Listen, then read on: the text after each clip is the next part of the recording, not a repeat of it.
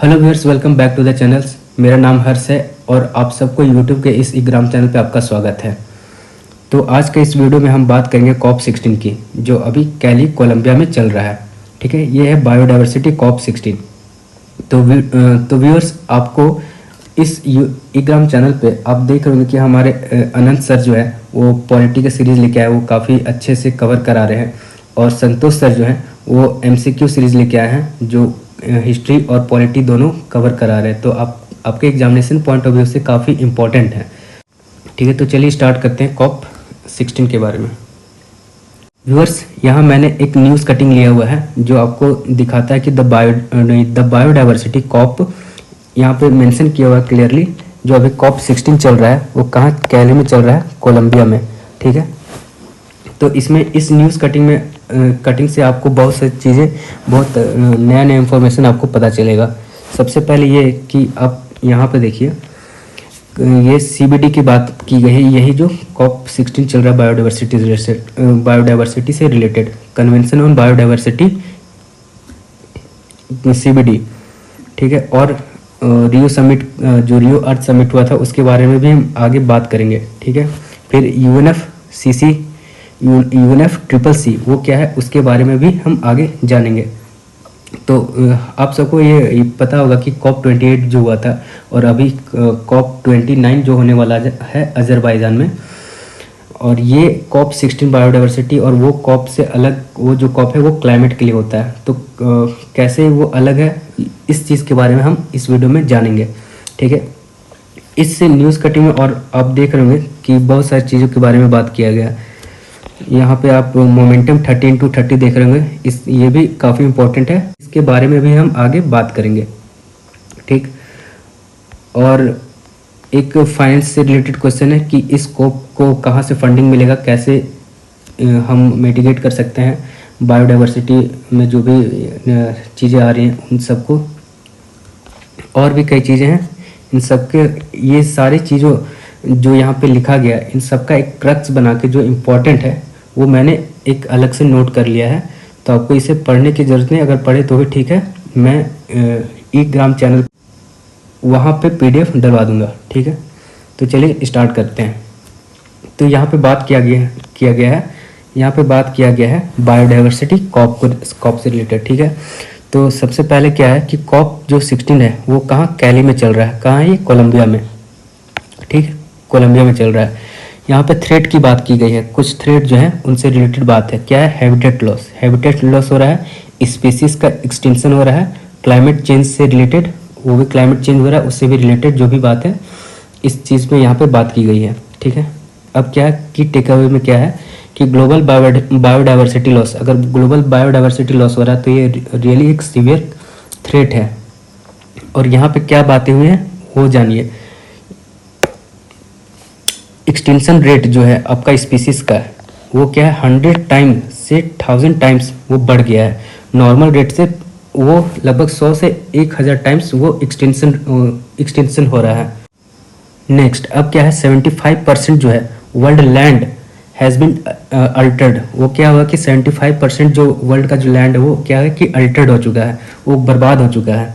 ठीक है, और क्या चीज़ है यहाँ पे 400 मिलियन हेक्टेयर जो फॉरेस्ट है वो आपका जो यहाँ पे देख रहे होंगे कि वो लॉस्ट हो चुका है। 1990 से लेकर 2020 के बीच में लगभग 400 मिलियन हेक्टेयर जो फॉरेस्ट है वो आपका बर्बाद हो चुका है। ठीक है, आगे क्या है, यहाँ पे गोल की बात की गई है 30x30। ठीक है, ये 30x30 क्या है इसके बारे में हम बात करते हैं। सबसे पहले ये मेन ऑब्जेक्टिव, ये कॉप 16 का जो है वो मेन ऑब्जेक्टिव है। यहाँ पे जो टारगेट है वो 30x30 दिया गया है। एम क्या है यहाँ पे, एटलीस्ट बोला गया है 30% जो है आपका वर्ल्ड लैंड और ओशियन का, उसे 2030 तक हमें कंजर्व करना है। ठीक है, 2030 तक हमें क्या करना है, कंजर्व करना है। ठीक है, और साथ ही हमें क्या करना है, जो 30% डिग्रेड हो चुके हैं लैंड और मरीन इकोसिस्टम, उनको 2030 तक हमें रीस्टोर करना, फिर से रीस्टोर करना। तो दो चीज़ क्या निकल के यहाँ पे सामने, ये निकल के सामने आया कि 30% को हमें कंजर्व करना है लैंड और ओशियन को 2030 तक, और जो बर्बाद हो चुके हैं उनको मरीन इकोसिस्टम और लैंड जो बर्बाद हो चुके हैं उन्हें हमें फिर से रिस्टोर करना है एटलीस्ट 30% 2030 तक। नेक्स्ट क्या है, हाई सी ट्रीटी। हाई सी ट्रीटी जो है वो भी काफ़ी इंपॉर्टेंट है, और ये कह सकते हैं ये एक लैंडमार्क हाई सी ट्रीटी है। ये क्या करता है, प्रोटेक्ट करता है मरीन बायोडाइवर्सिटी को। हाई सी ट्रीटी किससे रिलेटेड है, मरीन बायोडाइवर्सिटी।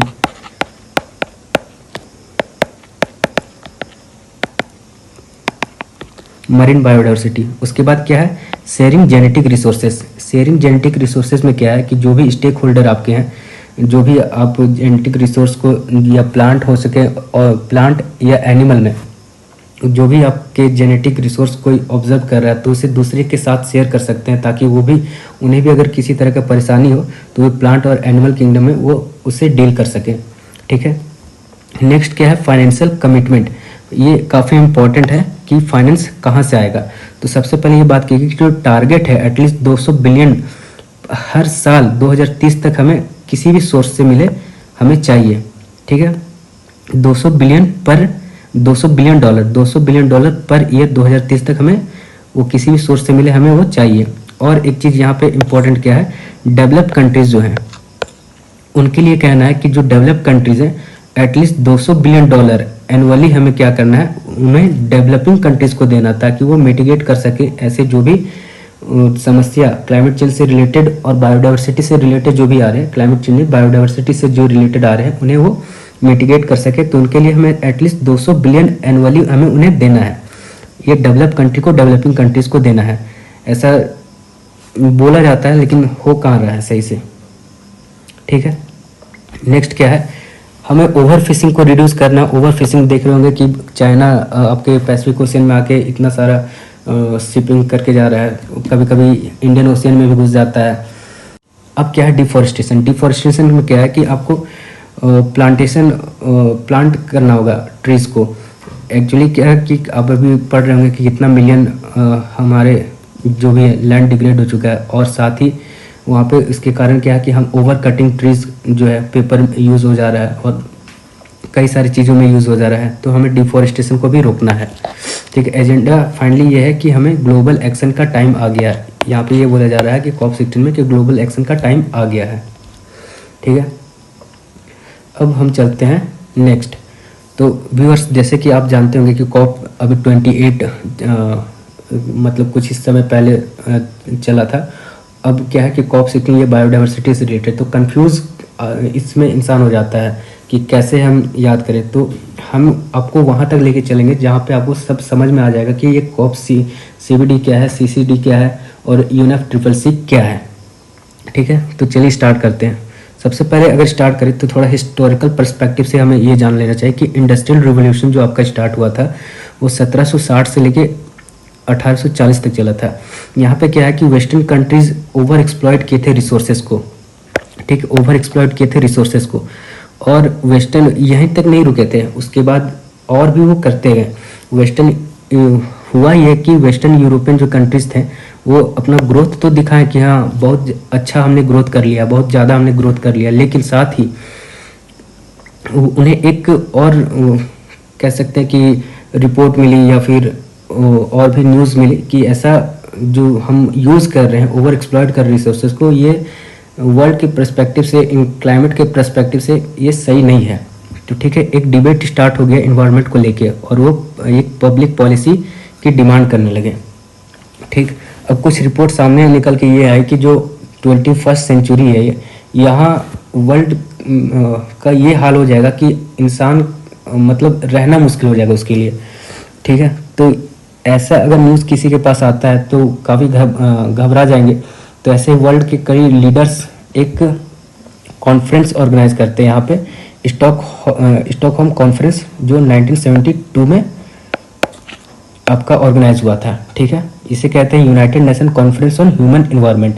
ठीक है, अब आते हैं स्टॉकहोम कॉन्फ्रेंस। स्टॉकहोम कॉन्फ्रेंस जो है 1972 में चला था। आउटकम निकल के क्या आया यहाँ से, यूएनईपी आया, और एक परसिस्टेंट ऑर्गेनिक पॉल्यूटेंट को हमें रिड्यूस करना है। ठीक है, अब क्या है ये परसिस्टेंट ऑर्गेनिक, इस पे यूएनईपी पे आएंगे, उससे पहले हम ये जान लेते हैं परसिस्टेंट ऑर्गेनिक पॉल्यूटेंट है क्या। सबसे पहले जो केमिकल पेस्टिसाइड जो हमारे बॉडीज में जा रहा है, जैसे फर्टिलाइजर्स के थ्रू जो हम अपने उगा रहे हैं खेत में, वो फिर हम इनटेक कर रहे हैं, खा रहे हैं, और जब वो खा रहे हैं तो हमारे बॉडी में रह जा रहा है। तो ठीक उसकी बात कर रहा है। फिर ह्यूमन बॉडी उसे क्या करता है, एब्जॉर्ब कर लेता है, वो आसानी से निकलता नहीं, तो इसलिए हम इसको क्या कहते हैं, लिपोफिलिक। क्या कहते हैं, लिपोफिलिक। ठीक है। और ये जो हमारे बॉडी से बाहर नहीं निकलता है, ना ही यूरिन के थ्रू, ना ही स्वेट के थ्रू, तो इसे हम लोग कहते हैं हाइड्रोफोबिक। क्या कहते हैं, हाइड्रोफोबिक। और ये जो है ट्रेवल कर लेता है एयर में आसानी से। ठीक। दूसरा क्या है कि it's takes time to degrade, इसको ख़त्म होने में भी समय लगता है। तो इसलिए हमें परसिस्टेंट ऑर्गेनिक पॉल्यूटेंट को रिड्यूस करना है। हमें यूरिया और ऐसे कई भी हार्मफुल केमिकल जो हम पेस्टिसाइड्स यूज़ करते हैं, ठीक है, उन्हें हमें कम से कम करना है। जहाँ तक हो सके ऑर्गेनिक फार्मिंग की तरफ हमें जाना है। तो ये था आपका परसिस्टेंट ऑर्गेनिक पॉल्यूटेंट। दूसरा क्या है, यूएनईपी। यूएनईपी क्या है, यूनाइटेड नेशन इन्वायरमेंट प्रोग्राम। तो यूनाइटेड नेशन इन्वायरमेंट प्रोग्राम जो है आपका, ये आया था 1972 में स्टॉकहोम कॉन्फ्रेंस से निकल के। एक यहाँ पे आईपीसीसी आता है, जो आईपीसीसी क्या है, UNEP plus WMO, World Meteorological Organization, और यूनाइटेड नेशन इन्वायरमेंट प्रोग्राम, ये दोनों से मिलके आईपीसीसी बनता है। ठीक। नेक्स्ट में आते हैं। नेक्स्ट क्या है, आईपीसीसी जो है वो इंटर गवर्नमेंट होता है। ये गवर्नमेंट का एक तरह से समझिए कि ये पार्ट है। इसका फुल फॉर्म क्या है, international panel for climate change. इसको क्या कहते हैं, international panel for climate change. यहाँ पे 1972 ये जो स्टॉकहोम कॉन्फ्रेंस हुआ, इसके बाद आते हैं इन्वायरमेंट से रिलेटेड। यहाँ पे वीना कन्वेंशन हुआ। वीना कन्वेंशन क्या है, एक तरह का ये लीगली बाइंडिंग एग्रीमेंट। ठीक है, 1985 में हुआ था। ओजोन लेयर जो है डिप्लीट कर रहा था हमारा, तो उससे रिलेटेड ये वीना कन्वेंशन आया। इसमें क्या कहा गया कि फेज आउट करना हमें क्लोरोफ्लोरोकार्बन को। ठीक है, ये बताया गया कि जो हमारा ओजोन लेयर जो डिप्लीट कर रहा है उसके पीछे का कारण क्या है, क्लोरोफ्लोरोकार्बन। तो हमने क्लोरोफ्लोरोकार्बन को यूज़ करना बंद कर दिया, और उसके जगह पे क्या लेके आया कि हाइड्रोक्लोरोफ्लोरोकार्बन हम अभी यूज़ करेंगे। पर कुछ साल के बाद ये भी देखा गया कि हाइड्रोक्लोरोफ्लोरोकार्बन है वो भी ओजोन लेयर डिप्लीट कर रहा है। तो उसके बाद क्या है, मॉन्ट्रियल प्रोटोकॉल आया। मॉन्ट्रियल प्रोटोकॉल एक तरह का एग्रीमेंट है। ठीक है, वो 1987 में आया। ये भी ओजोन लेयर डिप्लीट कर रहा था, उसे भी हमने कहा कि फेज आउट करना है। ठीक है, इन सब के बाद आया कि ब्रेटलैंड रिपोर्ट 1987 में। ब्रेटलैंड रिपोर्ट 1987 में आया, जो कि है सस्टेनेबल डेवलपमेंट के लिए।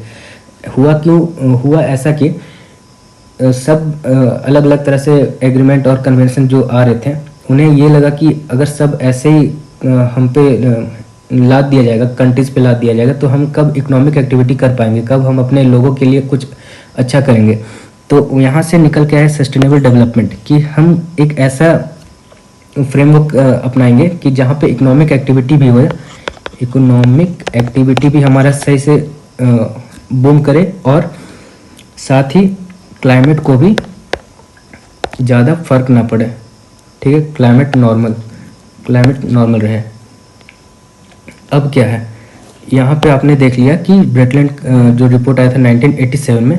इसके बाद बात करते हैं हमें, जो आईपीसीसी जो अपना फर्स्ट रिपोर्ट रिलीज करता है वो 1988 में करता है। ठीक है, आईपीसीसी क्या करता है, अपना रिपोर्ट फर्स्ट 1988 में रिलीज करता है, और सिर्फ 98 के बाद क्या 6 असेसमेंट रिपोर्ट लेके आता है। ठीक है, AR1 और यहाँ AR6 देख रहे होंगे। ये क्या है कि 1990 से लेकर 2021 इस बीच में अपना ये 6 असेसमेंट रिपोर्ट रिलीज करता है, जो कि रिलेटेड है ग्रीन हाउस गैसेस से, इकोसिस्टम से, टेम्परेचर जो बढ़ते जा रहा है, ठीक है, उससे रिलेटेड सी लेवल जो है आपका राइज कर रहा है, सी में पीएच वैल्यू जो सैलिनिटी है वो भी आपका बढ़ रहा है, इससे रिलेटेड।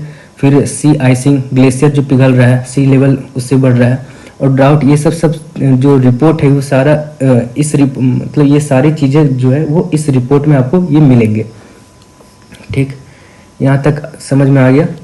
अब नेक्स्ट चलते हैं। क्या नेक्स्ट है, फिर उसके बाद रियो समिट। रियो समिट कब हुआ, 1992 में। इसे हम लोग अर्थ समिट भी कहते हैं।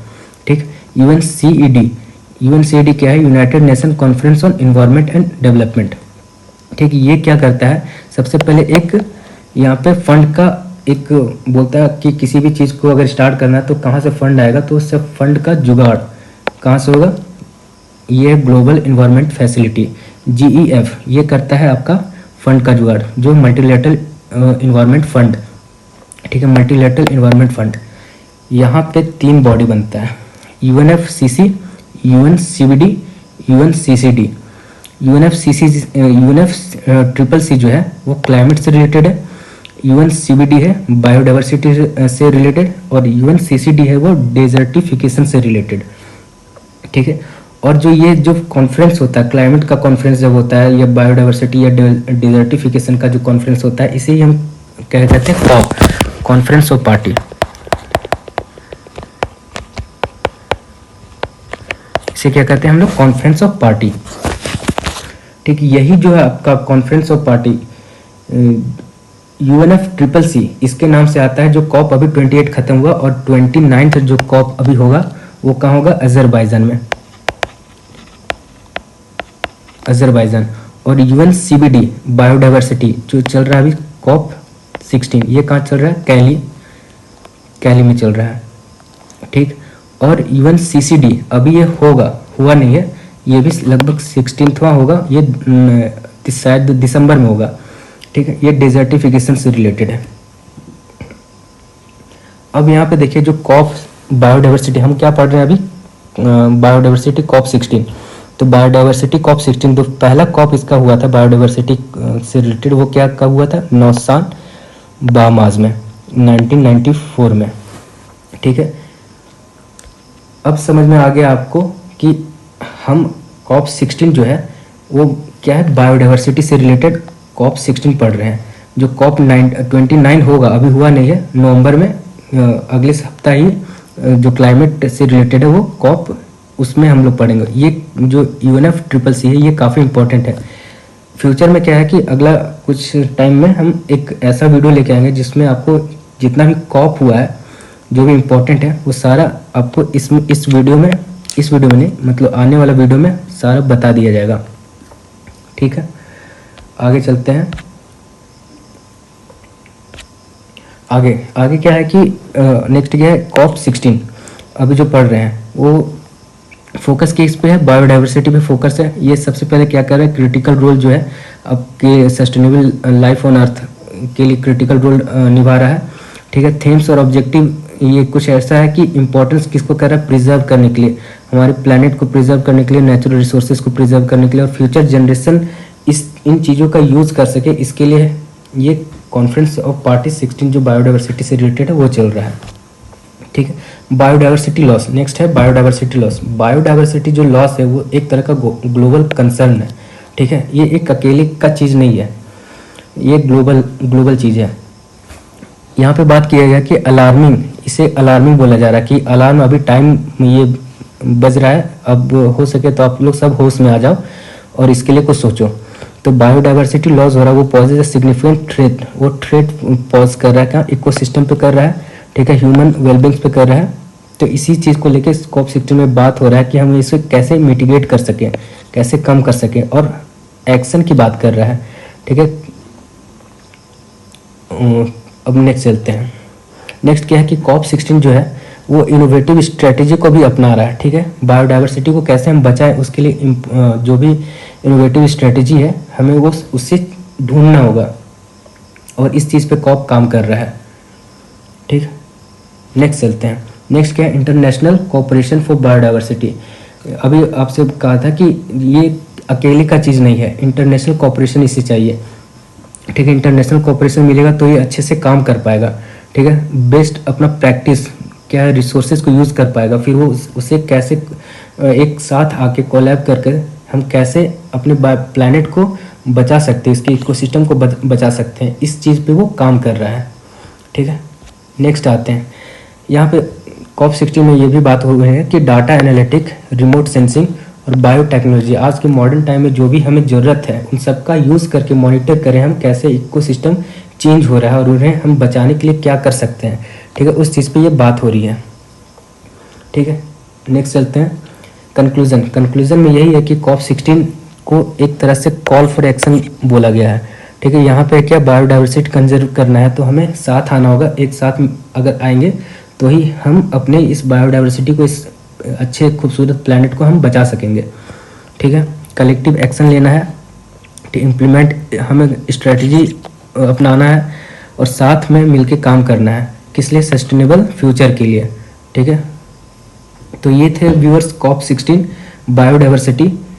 और आप सबको इस वीडियो कैसा लगा नीचे कमेंट सेक्शन में बताइए, और आपको कैसा वीडियो चाहिए इन्वायरमेंट से रिलेटेड, ज्योग्राफी से रिलेटेड, वो सारे आपको जो भी चाहिए कमेंट सेक्शन में बताइए। तो आज की इस वीडियो में इतना ही।